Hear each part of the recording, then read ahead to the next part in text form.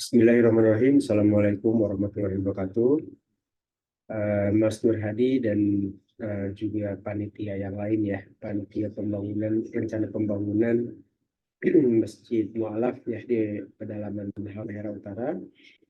Eh, Perkenalkan sebelumnya, nama saya Ruli dari Tim Garis Cipta Karsa yang berada di Bandung.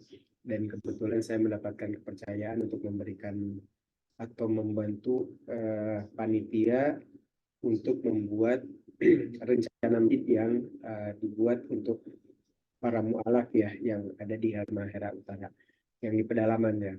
Alhamdulillah luar biasa sekali memang perjuangan Pak Nur Hadi dan yang lain-lain ketika setelah saya membaca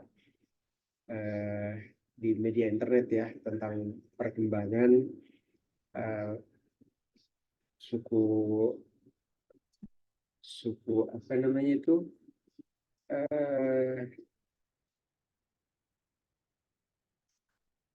suku Tugotil ya yang sudah banyak masuk ke Islam ya, ke agama Islam, dan itu luar biasa sekali.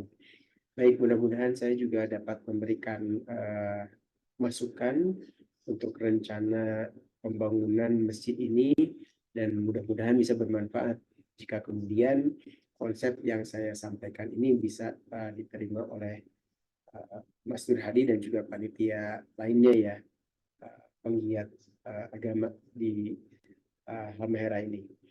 Ya, baik. Mungkin supaya tidak berlama-lama, saya mau memberikan penjelasan mengenai konsep awal dulu ya, Mas Nur Hadi ya. Konsep awal dulu, bagaimana masjid ini dapat dibuat ya, karena memang kemarin itu saya melihat denah masjid yang sudah dibuat dan kemudian saya memberikan saran ya, sedikit saran yang mudah-mudahan juga ini bermanfaat bagi masyarakat atau suku Tohutil yang memang saat ini mualaf ya. Dan tentu saja masjid ini pun yang dibuat diharapkan tentu bukan hanya sekedar fasilitas untuk kemudian bisa beribadah di sana ya, tetapi juga menjadi sebuah dakwah dalam bentuk fisik bangunan ya yang masih sederhana ya, belum menggunakan beton atau menggunakan warna-warna yang luar biasa, tetapi memang sesuai dengan kondisi di pedalaman sana ya, yang suku Tongtil tentu saja belum memiliki budaya arsitekturnya ya yang secara khusus gitu, tetapi kita bisa mengambil dari rumah adat yang sudah ada di Halmahera Utara. Itu nanti mungkin saya akan perlihatkan dalam penyampaian penjelasan konsep yang akan direncanakan untuk masjid ini. Baik. Nah, kemarin saya akan share dulu ya denah yang kemarin dikirim ke saya.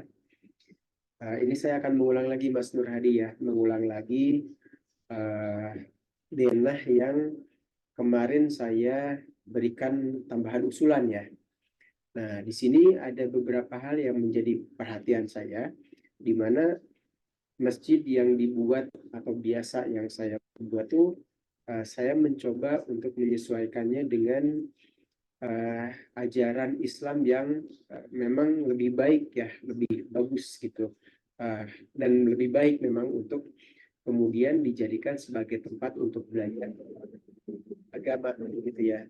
Tidak hanya dari sisi agamanya sendiri, tetapi juga dari sosialisasi lingkungan ya, hubungan antara akhwat dengan ikhwan begitu ya. Kemudian juga bagaimana kemudian adab untuk menghormati akhwat begitu, sehingga memang dalam Islam seperti yang kita ketahui akhwat itu sangat dijaga ya, sangat dijaga martabatnya, sehingga dalam masjid pun atau dalam keseharian juga wajib untuk kemudian tidak atau berbeda dengan ikhwan ya yang memang bukan lebih terbuka ya, tapi lebih leluasa ya ketika akan melakukan sebuah ibadah begitu ya, dibandingkan perempuan yang atau akhwat yang harus dijaga supaya nanti pada saat melakukan ibadah itu lebih tertutup dari Ikhwan, begitu ya. Nah, mungkin nanti sambil jalan saya mau bercerita gitu sedikit demi sedikit mengenai apa yang saya ketahui dari bagaimana membuat sebuah masjid yang seperti saya katakan tadi ya, sekaligus sebagai tempat untuk berdakwah gitu ya, untuk memperlihatkan bahwa Islam itu sempurna. Baik, nah di sini saya mulai dari bagian depan. Kalau dari sisi ukuran saya tetap mengikuti apa yang sudah ada di Dina ini, dan kemudian tidak saya rubah ya, karena fondasinya sudah ada. Nah, saya berusaha untuk tidak merubah fondasi supaya bagian-bagian dari masjid ini tidak kemudian dirubah kembali ya. Kecuali yang di bagian sini ya Mas Nurhadi ya. Kalau tidak salah saya lihat di foto ini belum ada ya, belum tersedia.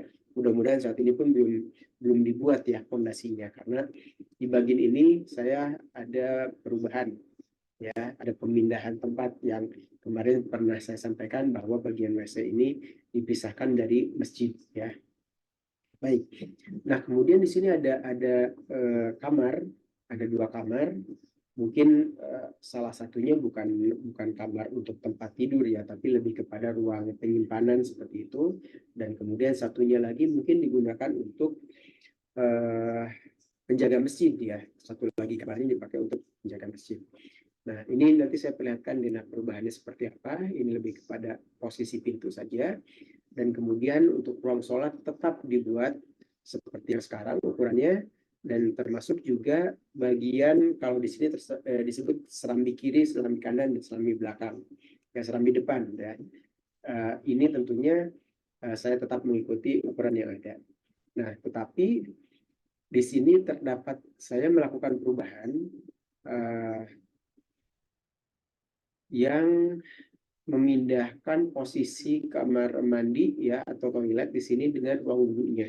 Nah, di media internet saya membaca ada apa namanya suku Togutil yang masuk secara bertahap ya, terutama Ahwat. Ini artinya Ikhwan dan Ahwat di sana sudah mulai banyak yang masuk Islam, dan kemudian tentu saja harus kemudian kita arahkan atau diberikan pemahaman bahwa memang Islam itu berbeda sekali dengan agama yang lain yang lebih menghormati akhwat ya dalam segala bentuk kehidupan sehari-hari. Nah, saya mengusulkan pertama posisi toilet ya serta ruang wudhu. Toilet ini tidak ditempatkan di bagian depan, walaupun berada di samping ya, berada di samping, tapi kita posisikan berada di depan. Nah, kenapa saya kemudian berencana atau mengusulkan memindahkan toilet ini? Karena tentu secara adab akan lebih baik toilet itu berada di bagian belakang, jauh dari area suci ya yang dipakai untuk sholat. Nah, lalu kemudian secara adab juga jangan sampai kemudian ketika sholat itu seolah-olah menghadap toilet, walaupun tidak langsung menghadap toilet, tetapi secara adab akan jauh lebih baik tempat najis itu ditempatkan di bagian belakang, jauh dari masjid gitu ya. Ada jarak, bukan terlalu jauh ya, tapi memang ada jarak. Nah, secara bukan seperti itu ya. Kita menghormati bahwa arah kiblat itu, walaupun tentu nanti di bagian depan ada rumah yang ada kamar mandinya dan lain-lain, tentu dalam satu tempat ini kita usahakan tidak langsung berhadapan dengan toilet, begitu ya. Untuk menghormati bahwa bagian kiblat ini merupakan bagian yang utama untuk dipakai untuk tempat sholat. Baik. Nah, kemudian juga tempat wudhu sama ya. Tentunya kita tidak menutup mata ya, Mas Nur Hadi, ketika seorang muslim kadang-kadang ada yang tidak bisa menjaga kebersihan ya, setelah wudhu airnya berceceran kemana-mana begitu ya, setelah wudhu gitu, dan kemudian karena memang tidak ada jarak juga antara tempat wudhu dengan area sholat, karena di bagian serambi ini pun kan tetap digunakan untuk sholat ya Mas ya, ketika jamaah sudah mulai penuh gitu ya, semakin banyak suku Togutil yang ikut masuk Islam dan kemudian melakukan sholat bersama. Nah, tentu saja ini bisa saja ke depannya akan dijadikan area sholat. Nah, tentu saja ketika sholat di bagian depan di sini dan kemudian di sini ada area wudhu, orang bolak-balik gitu ya, keluar wudhu, keluar masuk wudhu. dan ini akan mengakibatkan area ini menjadi becek, begitu ya. Nah, seperti yang saya katakan tadi, tidak hanya mualaf yang masih perlu dibimbing tentunya, tetapi juga orang muslimnya pun kadang-kadang tidak bersikap apik begitu ya, sehingga air pun berceceran di bagian tempat sholat begitu. Nah, ini tentu saja kita mencoba mengatur sedemikian rupa supaya bagian tempat wudhu ini tidak membasahi area sholat.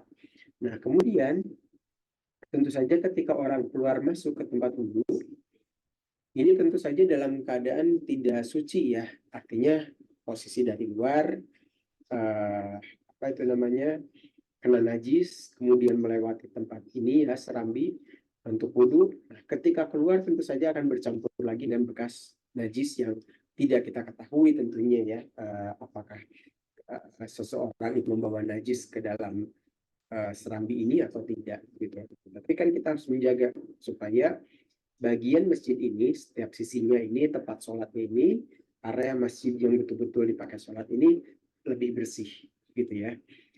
Dan aman sekali lagi tadi dari cipratan-cipratan air yang tentu mengganggu orang ketika akan melakukan sholat. Nah, oleh karena itu bagian ini memang saya usulkan untuk dipindahkan, Mas Nuradi, ke bagian lain ya, yang lebih apa ya, lebih tepat ya posisinya. Nah, sementara untuk bagian yang ini saya tidak mempermasalahkan atau tidak kemudian melakukan perubahan, kecuali mungkin sedikit yang di bagian ini saya sesuaikan lagi mungkin dengan rencana tampaknya nanti. Baik, kemudian saya akan masuk mulai kepada side plan dari rencana masjid ini ya. Nah, saya mulai dari side plan karena memang seperti yang tadi saya katakan supaya kita mengetahui seperti apa rencana secara keseluruhan pembangunan masjid mualaf ini. Nah, kalau dari sisi pembangunan tentu saja bisa dilakukan secara bertahap ya Mas Hadi ya. Bukan berarti 100% kemudian ada fasilitas ini itu harus dibangun, tidak juga. Ya, karena dari sisi bangunan masjidnya pun itu bisa dilakukan bertahap juga ya, karena ternyata Mas Nur Hadi dan tim sudah menyiapkan tiang-tiang betonnya, tiang-tiang bangunan masjidnya sudah menggunakan beton. Dan ini tentu saja harus dipersiapkan dari awal supaya nanti ketika ada penambahan atau perubahan, misalnya dari atap gitu ya, perubahan dari atap yang tadinya misalnya menggunakan bahan, kalau sekarang kan di suku Togutil atau bangunan-bangunan yang adat asli di Halmahera Utara, itu kan menggunakan daun ya, pelepah, bukan pelepah, apa, daun apa itu yang disebutnya daun kelapa ya, seperti itu. Nah, itu disusun seperti itu. Nah, itu bisa juga dipakai. Nah, tapi kemudian ketika misalnya akan diganti menjadi katakanlah misalnya mungkin kayu metal, nah ini sudah bisa digunakan. Artinya sudah tepat seperti itu, tapi bentuknya tetap sesuai dengan adat bangunan adat Halmahera Utara. Begitu. Nah, itu nanti saya sampaikan kemungkinan-kemungkinannya ya yang bisa dilakukan. Nah, tetapi secara keseluruhan bagian dari rencana ini saya sudah share barusan. Mohon maaf, saya coba ulang lagi. Saya khawatir belum kebuka. Ya, nah dari secara keseluruhan ini masih tetap ya, kecuali nanti mungkin titik-titiknya akan sedikit berubah posisi kolomnya. Ya, seperti itu Mas Nurhadi. Baik, sekarang masuk ke usulan denah ya, side plan. Baik, sebentar. Oh.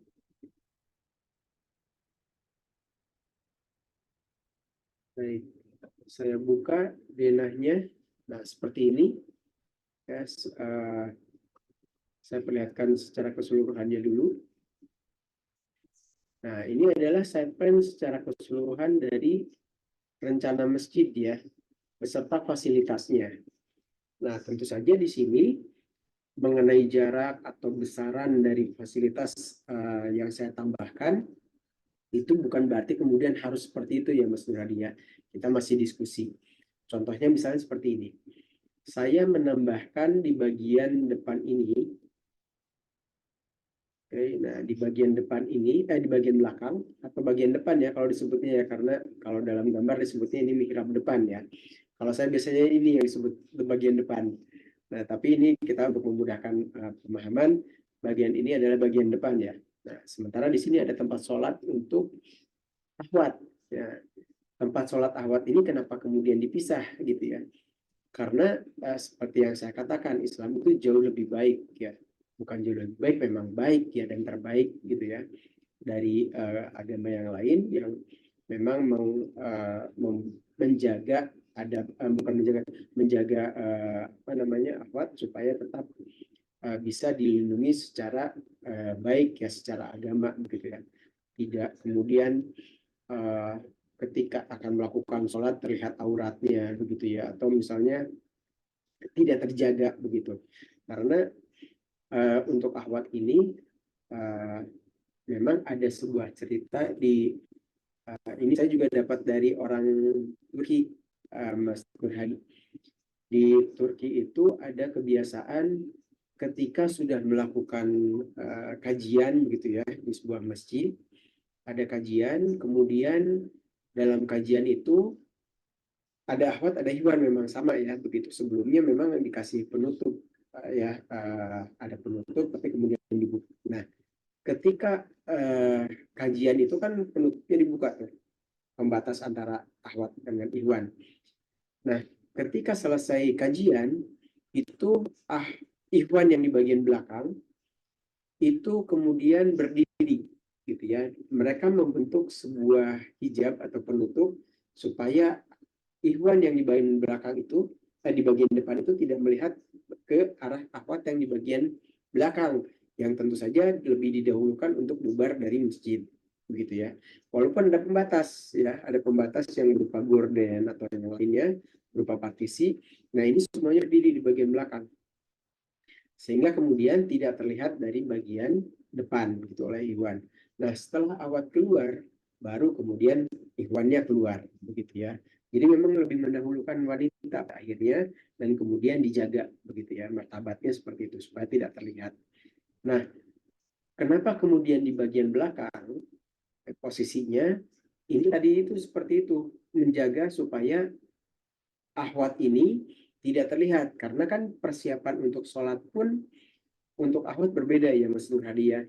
Dia misalnya masih menggunakan pakaian biasa, kalau mualaf mungkin kan masih belajar ya Mas Nur Hadi ya, menggunakan pakaian yang pada umumnya ya belum full syar'i misalnya begitu. Kemudian dia harus berganti pakaian atau misalnya kemudian menggunakan tadinya misalnya menggunakan rok kemudian ingin menggunakan mukena saja, tapi kemudian harus ada yang dibuka. Nah, ini kan perlu dijaga supaya tidak terlihat dari luar gitu ya, terutama dari pandangan ikhwan. Nah, ini diperlukan bagian ini. Dan tentu saja pada sholat pun yang sering terjadi ini di masjid-masjid adalah ketika bagian ahwat berada di belakang ya, yang terlihat dari luar itu bagaimanapun juga ketika ruku, ketika sujud itu kan ada bagian tubuh yang terlihat dari luar gitu ya, dari jalan. Tentu saja ketika orang-orang sholat tidak semuanya ada yang berada di luar itu, di luar masjid atau berlalu lalang di masjid itu, sekitar masjid itu adalah muslim begitu ya. Tapi ada orang luar yang bukan muslim. Nah, ini harus dijaga begitu. Karena kan ketika ruku, ketika sujud tentu saja akan memperlihatkan bagian tubuh wanita tersebut walaupun menggunakan mukena ya, itu tapi akan terlihat gitu. Dan ini menghindari pandangan-pandangan yang tidak baik begitu ya ke ahwat tersebut. Nah, karena itu di bagian ini memang lebih tertutup Mas Nur Hadi ya. Kalau untuk jaraknya sendiri memang nanti kita diskusikan lebih jauh ya Mas Nur Hadi ya, jarak antara bagian ini dengan bagian masjid ya, dengan area sholat ikhwan dengan ahwat ini kita lihat nanti perkembangannya seperti apa, jaraknya yang bisa dilakukan seperti apa. Karena kemarin disampaikan Mas Nur Hadi kalau lahannya luas ya, tapi tentu itu untuk keperluan lainnya juga gitu, untuk fasilitas yang lain. Nah, untuk bagian ahwat ini pun untuk bagian tempat wudhunya itu terpisah juga Mas Nur Hadi.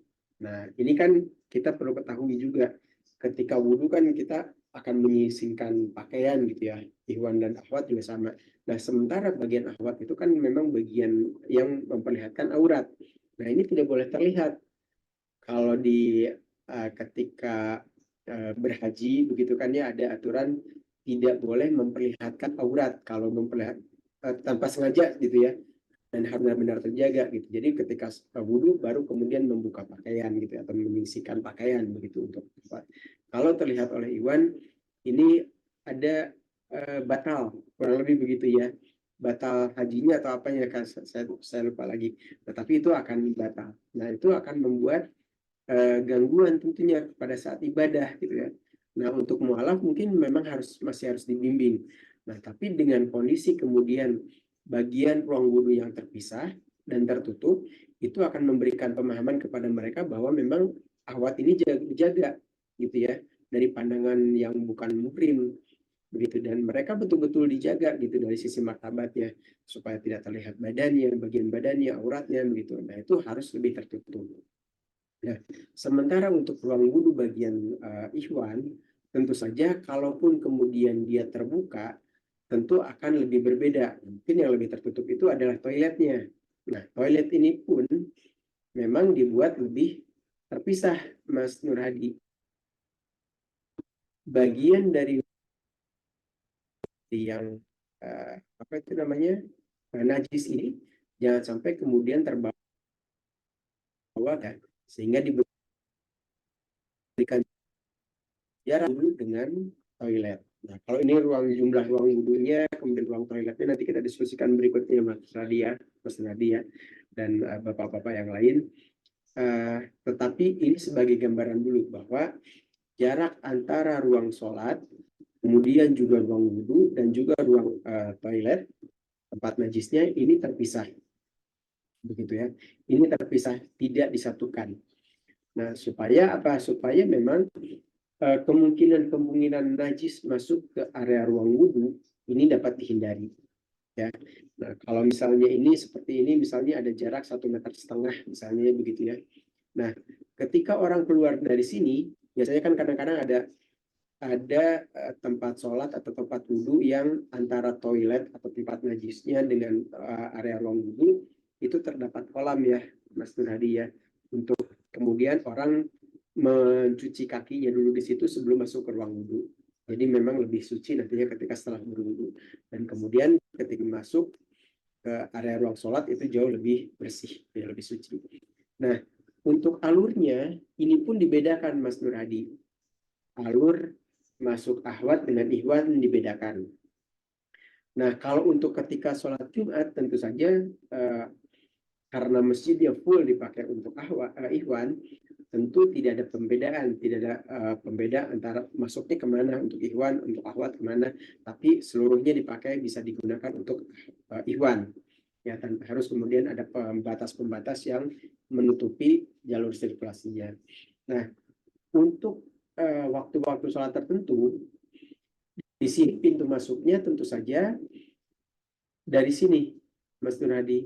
Ya, kemudian ada orang yang misalnya masuk ke toilet, ahwat gitu ya, atau ada yang masuk ke ruang wudhu misalnya.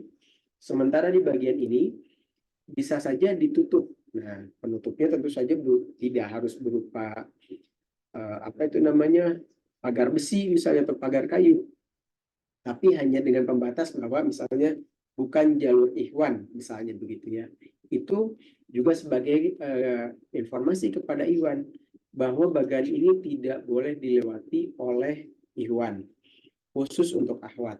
Nah, jika memang mau lebih tertutup, barulah kemudian di sini menggunakan partisi-partisi, gitu ya. Nanti kita bicarakan lebih jauh lagi nih mengenai partisinya bentuknya seperti apa. Nah, jadi ketika masuk ini dari luar, kemudian wudhu, kemudian masuk ke area ruang sholat. Nah, di bagian ini pun ada partisinya, Mas Nur Hadi, ya. Partisinya tentu saja bukan partisi yang misalnya harus 3 meter gitu ya, tidak. Tapi mungkin dengan ketinggian 175 atau 1,5 meter yang setidaknya bisa membatasi pandangan dari area ihwan ke area ahwat, ini bisa lebih terjaga begitu ya. Nah, Jadi ada bagian-bagian untuk yang bagian ahwat ini tertutup, Mas Nuradi ya. Seperti ini, kemudian juga ini gitu ya. Karena kadang-kadang seringkali juga ada orang tua misalnya ya, yang harus sholat, tapi kemudian ada yang mengantar anaknya, tapi anaknya misalnya perempuan. Nah, ketika yang mengantarnya anak perempuan dan kemudian dia sedang tidak sholat, tentu diperlukan ada tempat untuk menunggu ya. Jadi ketika misalnya katakanlah orang tuanya yang memang harus diantar, dia masuk ke bagian wudhu gitu ya, dan kemudian pengantarnya bisa duduk di area di sini ya, tanpa harus bercampur kemudian dengan ikhwan begitu ya. Nah, ketika misalnya keluar, dia tinggal mengantarkan lagi ke bagian area sholat.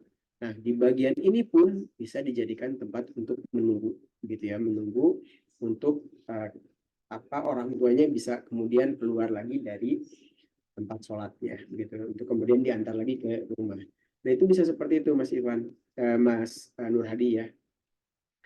Jadi memang di sini sudah ada aturan-aturannya gitu. Jadi di dalam masjid pun sudah terlihat bahwa Islam ini benar-benar sempurna sekali untuk menjaga hubungan antara pria dan wanita gitu ya.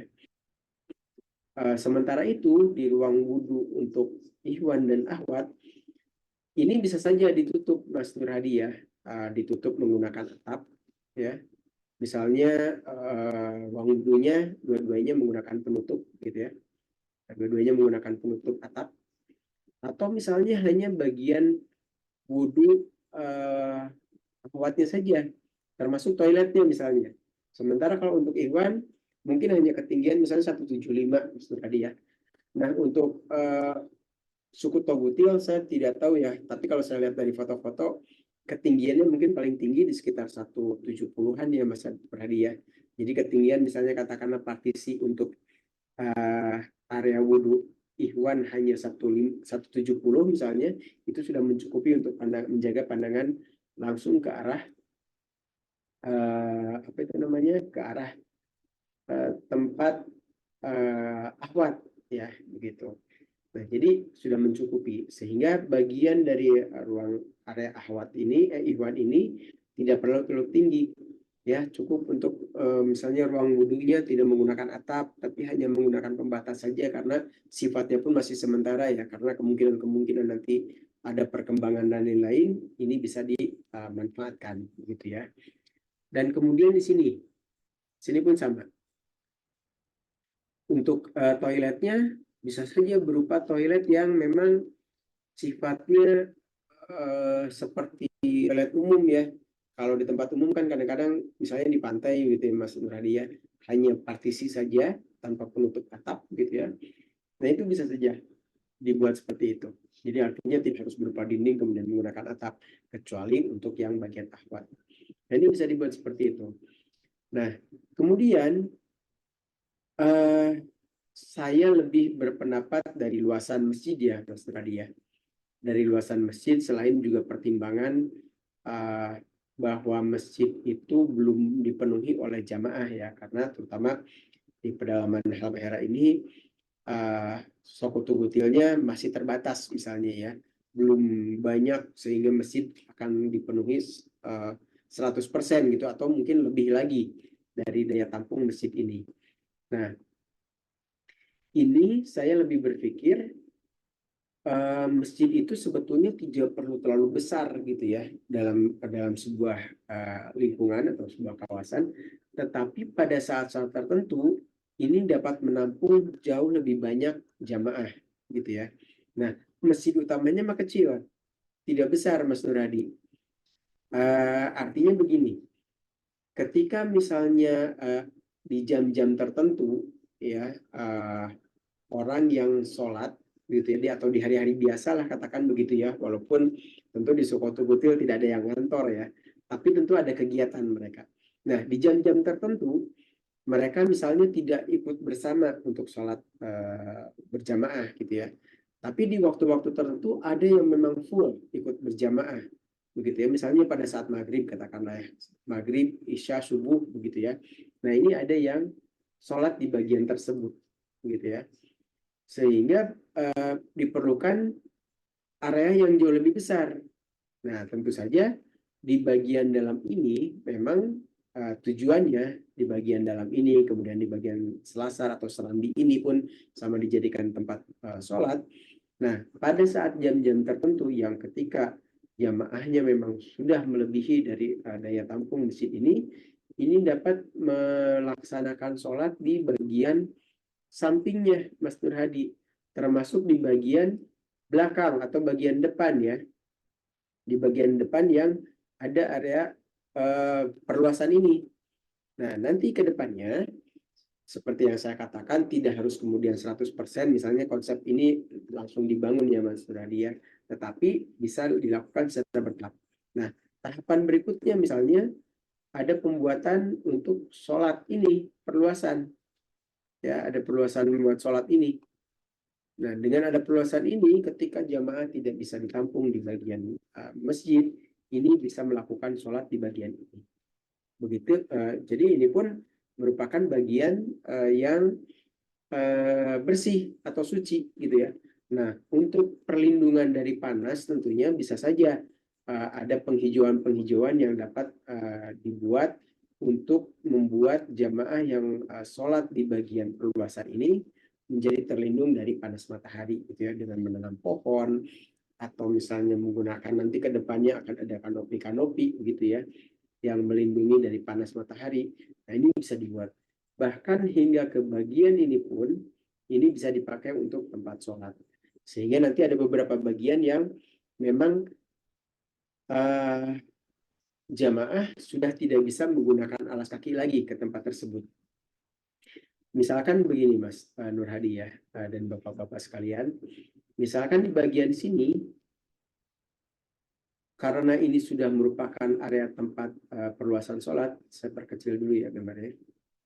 Nah, karena bagian ini sudah merupakan area sholat, nah sandal dan lain-lain sudah ditempatkan di bagian ini, gitu ya. Sandal, sepatu, atau alas kaki lain yang mungkin biasa digunakan oleh suku Togutil itu bisa ditempatkan di bagian ini, sehingga mereka pun dipersiapkan nanti ke depannya berupa rak-rak begitu ya, sehingga mereka pun akan tahu bahwa ketika ke masjid itu akan jauh lebih baik menyimpan barang-barangnya dengan rapi, dan itu merupakan sebagian dari ibadah ya untuk menjaga kerapihan masjid begitu. Nah, itu semuanya kan menjadi bagian-bagian yang tadi saya sebutkan, itu menjadi bagian dari dakwah kepada mereka yang mualaf begitu ya, sehingga mereka akan lebih jauh lebih mengetahui bahwa memang luar biasa Islam ini begitu ya. Mungkin begitu Mas Nur Hadi yang saya sampaikan, kenapa kemudian saya mengusulkan ada penempatan-penempatan tertentu, dan kemudian ada juga yang perlu diperhatikan terkait dari masjid ini ya. Sekali lagi, masjid itu kan sebetulnya bukan masjid yang hanya digunakan untuk sholat. Pada zaman Nabi, pada zaman Rasul pun masjid itu kan dipakai untuk diskusi gitu ya, ekonomi, bahkan peperangan juga sama di situ ya, didiskusikan gitu di area masjid, bukan di dalam masjidnya, tapi di area masjid begitu ya. Sehingga sosialisasi atau kegiatan yang berhubungan dengan agama itu masih bisa dilakukan di dalam masjid begitu ya. Nah, seperti bagian-bagian ini pun, ini kedepannya bisa saja digunakan sebagai tempat untuk perluasan mengaji, misalnya anak-anak suku Togutil gitu ya.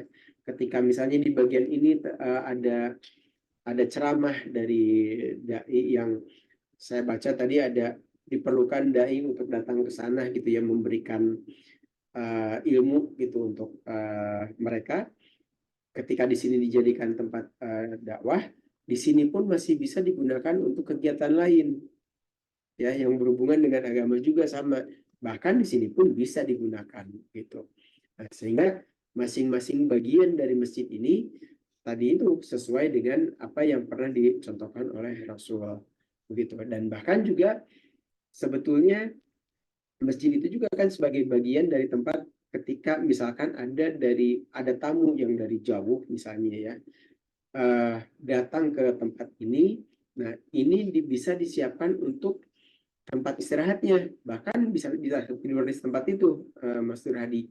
Ya mungkin Mas Nur Hadi juga jauh lebih tahu ya dengan seperti ini. Tapi ini kita terapkan dalam masjid ini, walaupun dalam bentuk yang sederhana. Nah jadi bisa dipersiapkan fasilitas-fasilitas lainnya yang bisa mendukung perkembangan masjid tersebut, begitu ya. Bahkan mungkin bukan tidak mungkin nanti ke depannya ada dibuat warung-warung kecil, begitu ya Mas Radi ya. Semuanya sudah disiapkan karena masjid itu sebagai pusat untuk perkembangan ekonomi sebetulnya ya, yang kita ketahui dari zaman Rasul itu. Ekonomi, politik, begitu, terus kemudian juga politik perang dan lain-lain dan sebagainya, dan ini semuanya dilakukan dari dalam masjid begitu. Nah jadi akan jauh lebih baik Mas Nur Hadi kita mulai dari persiapan masjid yang memang sesuai dengan Islam begitu ya. Kita mengajarkan bahwa mu'alaf itu dalam Islam akan seperti ini gitu. Bagaimana kita saling menghargai antara akhwat dengan ikhwan, bagaimana kemudian saling menjaga kebersihan, kerapihan, begitu, semuanya ada di situ, termasuk juga kegiatan-kegiatannya. Nah, mungkin itu dulu mungkin Mas Nur Hadi ya yang ingin saya sampaikan terkait dari apa yang pernah saya sampaikan kemarin di WA sekilas, dan kemudian saya mencoba menerapkannya dalam gambar ini ya. Saya akan perlihatkan lagi lebih dekat. Ya. Nah, ini saya kirim juga nanti melalui WA ya Mas Nur Hadi ya, gambar yang ini, supaya nanti bisa dilihat lebih dekat lagi oleh Mas Nur Hadi dan panitia yang lain. Nah, ini mungkin ada sedikit perbedaan seperti ini 435, ini 425, ini 260, 250, sebetulnya sama ya seharusnya. Ini saya mengambil garisnya tadi terlalu melebar. Ya, baik. Nah, jadi di bagian depan di sini ada kamar. Nah, kamar ini untuk penjaga masjid langsung ke arah luar. Sementara kalau untuk bagian penyimpanan, mungkin ini penyimpanan untuk keperluan apa itu disebutnya, keperluan masjid, ini masuknya dari dalam masjid sendiri ya. Sehingga nanti kalau misalnya dijadikan kamar untuk penjaga, ketika di sini sedang banyak yang sholat kan, dia harus tetap bisa beraktivitas keluar masuk dari kamarnya tanpa harus kemudian melalui mihrab ya. Kurang lebih begitu Mas Nurani. Dan kemudian ke arah belakang, ke arah depan, ya di sini yang seperti saya katakan, wudhu serta toiletnya dipindahkan, tidak di bagian depan. Ya, kemudian di sini ada selasar juga sama, dan di sini ada perluasan sholat, ya, di sini ada ruang sholat untuk akhwat. Ya, nah kemudian di sini ada ruang wudhu yang kiri dan kanannya difungsikan untuk masing-masing ikhwan dan akhwat, tidak dicampur ya, kecuali pada saat sholat Jumat ya, yang memang full masjid ini digunakan untuk ikhwan. Nah, kemudian kita bicara mengenai tampak bangunan yang mungkin bisa dilakukan Mas Nur Hadi. Kemarin saya mempelajari tentang Halmaheranya, dan memang mereka memiliki, atau Halmahera Utara ini memiliki bangunan adat yang disebut dengan Hibualamo ya, rumah adat Hibualamo. Konsep bangunannya memang Hibualamo ini lebih modern ya dibandingkan dengan rumah Sasadu. Ada yang dari Halmahera Selatan gitu ya kalau tidak salah, dari rumah Halmahera Selatan yang lebih banyak menggunakan bahan kayu. Nah sementara kalau untuk Hibualamo ini lebih ke penggunaan dinding yang masif gitu, menggunakan bata, dan kemudian di tiap sisinya memang memiliki pintu untuk masuk ke dalam bangunannya gitu ya. Nah ini pun masjid karena memang setiap sisi terdapat pintu, itu ini sudah memenuhi filosofi dari bangunan ini. Nah kemudian untuk atapnya kemungkinan besar saya juga akan menggunakan atap yang sama dengan rumah adat Hibualamo ini. Saya perlihatkan dulu. Nah, saya akan menggunakan atap yang seperti ini, Mas Nur Hadi, ya, sesuai dengan daerahnya Halmahera Utara ya. Model atap yang seperti ini. sehingga nanti memang memperlihatkan bahwa suku Togutil ini memang berada di kawasan Halmahera Utara ya, dan kemudian sudah memiliki model rumah adat yang sudah cukup baik dan mempunyai filosofi yang sangat bagus tentunya ya.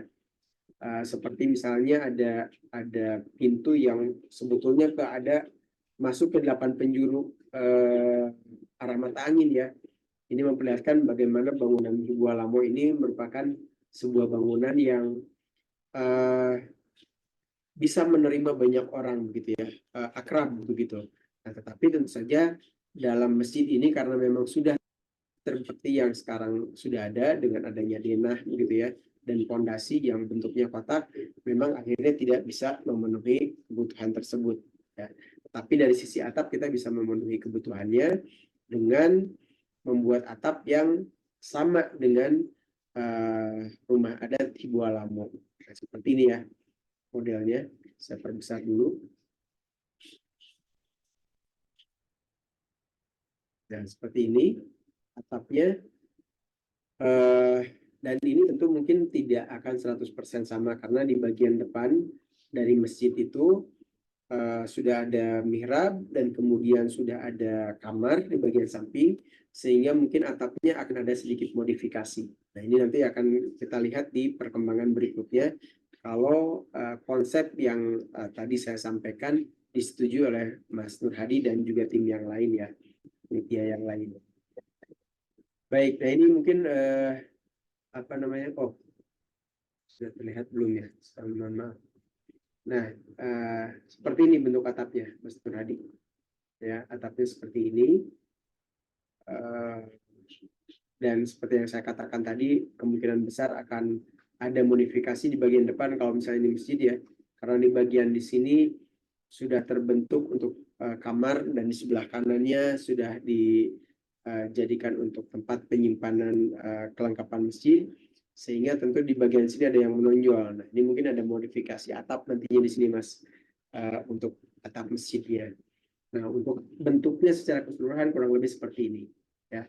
Sebetulnya bentuk atap ini hampir sama dengan yang dari Sasadu Mas ya, ada yang hampir sama, namun perbedaannya dari bentuk dinding ya, di mana dindingnya tadi yang seperti saya katakan Sasadu itu lebih banyak menggunakan kayu.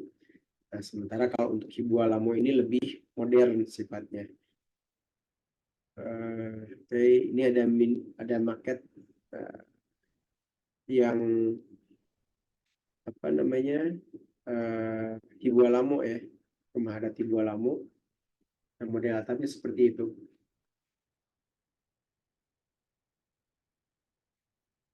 Ini bisa diperbesar, tidak bisa. Maaf. Nah, ini seperti ini atapnya Mas Nur Hadi ya. Atapnya seperti ini. Sasadu juga hampir sama seperti ini ya. Hanya perbedaannya di bagian atapnya, puncaknya. Nah, ini akan menggunakan yang seperti ini Mas Nur Hadi. Dan bagian mesinnya sendiri karena memang pertama bagian dindingnya memang ada yang masif, ada yang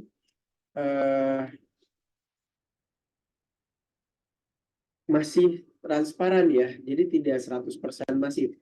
Saya kembali lagi ke denah. Oke. Saya kembali lagi ke denah. Nah, denah ini di sini kita bisa melihat bagian dari masjid ini yang lebih tertutup atau masif itu bagian kamar, bagian mihrab, dan kemudian ruang penyimpanan. Nah, sementara di bagian lain ada bagian yang memang terbuka full tanpa pintu, ya walaupun di bangunan Hibua Lamo ini sudah ada pintunya ya, tapi di sini mungkin saya akan menerapkan tidak menggunakan pintu, gitu ya. Kalaupun misalnya kemudian menggunakan pintu di bagian area terbuka ini, di bagian ini lebih kepada dinding yang semi transparan ya, atau semi masif. Jadi bisa dibuat menggunakan kayu sehingga nanti seperti partisi Mas Nur Hadi. ada partisi yang misalnya kalau mudahnya seperti balok-balok yang dijejer ya, sehingga di situ angin, cahaya masih bisa masuk ke dalam ruangan sholat, begitu ya. Tidak tertutup seperti dinding yang menggunakan bata full gitu ya. Nah, tapi ini masih bisa masuk. Nah, tujuannya memang salah satunya adalah untuk mengurangi penggunaan energi listrik yang berlebih nantinya ya. Ketika misalnya mendung atau misalnya kemudian subuh atau isya gitu ya, atau juga sudah masuk maghrib. Nah, di bagian ini itu tentu kalau itu menggunakan lampu ya, tapi kalau misalnya pada saat sholat subuh mungkin ya yang sudah mulai terang begitu, terus kemudian juga zuhur dan kemudian asar, ini tidak perlu menggunakan lampu karena sudah terang benderang ya dengan adanya cahaya yang masuk ke dalam ruang sholat begitu. Dan udara pun tentu tidak perlu menggunakan kipas angin karena udaranya masuk dari bagian samping ke bagian samping lagi gitu ya. Seperti ini, crossing juga begitu ya. Anginnya dari belakang juga sama begitu. Semuanya crossing gitu, sehingga bagian dalam ruang sholat ini memang jauh lebih sejuk udaranya, apalagi menggunakan atap jika memang masih mau menggunakan atap dari daun kelapa ya. Nah, ini bisa menjadi nilai yang positif untuk penggunaan atau pengudaraan di dalam ruang sholat. Nah, sementara untuk ahwat, ini ada bagian-bagian yang memang masif, ada yang sedikit terbuka. Terbuka itu yang tadi seperti saya katakan. Mungkin kalau misalnya bisa begini juga Mas Nur Hadi. Apakah di sana ada seperti pengrajin ya, atau yang biasa membuat misalnya seperti rooster Mas Nur Hadi. Ya, seperti rooster dari tanah liat atau tanah merah mungkin yang bisa dimanfaatkan kemudian untuk menjadi bagian dari dinding masjid Mas Nur Hadi. Jika ada ya, mungkin Mas Nur Hadi bisa menginfokan supaya nanti bagian lubang-lubang udara ini bisa dimaksimalkan dan digunakan di dalam masjid ya, dengan menggunakan sumber daya manusia dan keahlian yang ada di suku Tugutil jika ada itu pun ya. Nah, jika tidak ada memang tadi seperti yang saya sampaikan bisa dibuat menggunakan kayu begitu ya. Apakah itu berupa partisi yang kotak-kotak begitu ya, atau kemudian lurus-lurus saja berupa balok seperti yang didirikan begitu. Itu bisa saja dilakukan seperti itu. Nah, kita cari kemungkinan-kemungkinan yang lainnya Mas Nur Hadi supaya masjid ini memang menyenangkan saat dipakai, tidak gerah, tidak panas begitu, tidak gelap begitu ya, tapi tetap hemat energi begitu. Mungkin seperti itu Mas Nur Hadi yang bisa saya sampaikan. Mudah-mudahan tidak ada yang terlewat nih. Jika ada pun yang terlewat mungkin nanti saya bisa sampaikan melalui melalui WhatsApp ya, dan kita pun bisa diskusi melalui WhatsApp. Dan jika misalnya Mas Nur Hadi memang nanti mau atau memerlukan dibuat WA group, silakan Mas Nur Hadi ya. Mungkin ada panitia yang lain yang ingin diskusi juga bareng, atau misalnya hanya Mas Nur Hadi pun tidak masalah. Tapi nanti kita bisa diskusi kecil-kecil di situ jika memang diperlukan WhatsApp group tersebut. Nah, itu saja mungkin Mas Nur Hadi. Jadi ini yang saya jelaskan dalam video sekarang lebih kepada informasi awal saja gitu ya, untuk rencana apa itu disebutnya, rencana dari masjid, pengenataan bangunannya ya, sesuai fungsinya. Ini akan ditempatkan seperti itu. Nah, jika nanti kemudian diperlukan lagi pengembangan berikutnya, kira-kira seperti apa, tentu nanti kita bisa diskusikan di tahap berikutnya. Mungkin begitu Mas Nur Hadi, silakan saya tunggu informasinya, masukannya dari Mas Nur Hadi dan yang lain, dan kemudian kita lanjutkan untuk tahap berikutnya jika kemudian konsep ini disetujui. Mungkin begitu Mas Nur Hadi, terima kasih dan wassalamualaikum warahmatullahi wabarakatuh.